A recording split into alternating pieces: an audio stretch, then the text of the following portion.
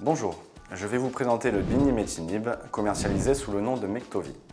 Le binimetinib est un anticancéreux oral, inhibiteur des kinases MEK 1 et 2. Il se présente sous forme de comprimé à 15 mg.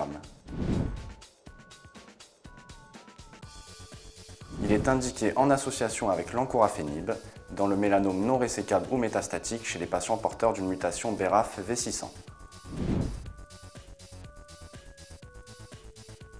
Ce médicament se prend en 2 prises par jour à heure fixe, pendant ou en dehors des repas à la posologie de 45 mg 2 fois par jour. La posologie pourra ensuite être adaptée à 30 mg 2 fois par jour en fonction de la tolérance. En cas d'oubli inférieur à 6 heures par rapport à l'heure de prise et en raison de la demi-vie de 9 heures, la dose oubliée pourra être prise. Si l'oubli est supérieur à 6 heures, il faudra attendre la prise suivante. En cas de vomissement, il faudra attendre la prise suivante également. C'est un médicament qui est disponible en officine, soumis à prescription hospitalière, dont la prescription est réservée aux spécialistes en oncologie ou aux médecins compétents en cancérologie. Au niveau des effets indésirables digestifs, des nausées et vomissements peuvent être présents et ils peuvent être limités en fragmentant les repas en plus petites quantités, plusieurs fois par jour, de préférence une alimentation liquide et froide, ainsi qu'en évitant les repas riches en graisses et épicés. En cas de diarrhée, on conseillera une alimentation pauvre en fibres et d'éviter les fruits et légumes crus, les laitages, le café et l'alcool. L'hydratation doit être abondante et des antidiarrhéiques pourront être prescrits. Des douleurs abdominales peuvent survenir, ainsi que de la constipation, qui pourra être prévenue avec une alimentation riche en fibres et une hydratation abondante, ainsi que de l'exercice physique régulier. Une anémie peut également survenir, la surveillance de la NFS doit être régulière. Différents effets indésirables oculaires peuvent apparaître comme des troubles de la vision, dont le délai d'apparition est de 6 semaines et qui sera réversible à l'arrêt du traitement. Également un décollement de l'épithélium pigmentaire de la rétine, qui nécessitera un examen ophtalmologique s'il y a persistance des symptômes. Une adaptation posologique est possible dans ce cas, et le traitement sera arrêté en cas de symptômes associés à une réduction de l'acuité visuelle. Des arthralgies, myalgies, dorsalgies et douleurs aux extrémités peuvent également apparaître. La prise d'anti-inflammatoires est à éviter. En revanche, la prise d'antalgiques non anti-inflammatoires est possible. Pour limiter la fatigue, on conseillera une activité sportive adaptée et régulière, ainsi que toute activité qui procure un bien-être régulier.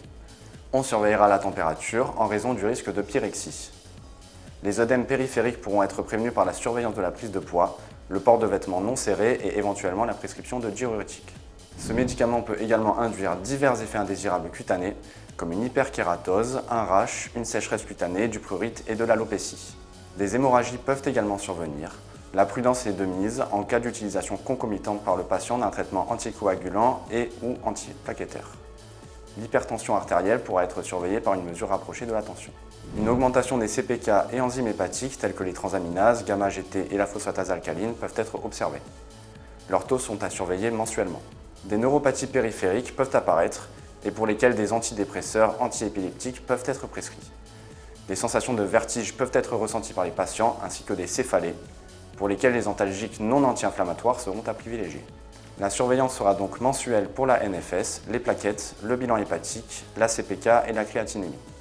La grossesse et l'allaitement sont contre-indiqués. La contraception est obligatoire chez les femmes et les hommes durant le traitement et jusqu'à 1 mois après.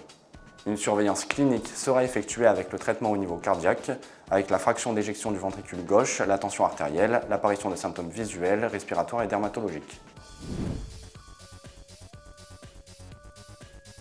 Le binimetinib est majoritairement métabolisé au niveau hépatique par UGT1A1. Cependant, en l'absence de données cliniques, les inducteurs de l'UGT1A1, comme la rifampicine et le phénobarbital, et les inhibiteurs de cette enzyme, comme l'indinavir, l'atazanavir et le sorafénib, doivent être administrés avec prudence. Les inducteurs du cytochrome 1A2, comme la carbamazépine et la rifampicine, ainsi que les inducteurs de la PGP, comme le millepertuis, l'ail, mais également le ritonavir, l'opinavir, l'emprénavir et la dexaméthasone, peuvent réduire l'exposition au binimetinib, ce qui pourrait diminuer son efficacité. La prudence est donc de mise en cas d'association. Prudence également avec les substrats du cytochrome 1A2, comme la clozapine, la mélatonine, le propranolol, la théophiline, le verapamil et le zolpidem, et les substrats de l'OAT3, la pravastatine et la ciprofloxacine. Certaines plantes ou aliments peuvent interagir avec le binimetinib. L'intensité de l'interaction pourra être évaluée sur le module EDRIN du site Teriac. Le niveau d'interaction dépendra de la quantité et la fréquence de consommation.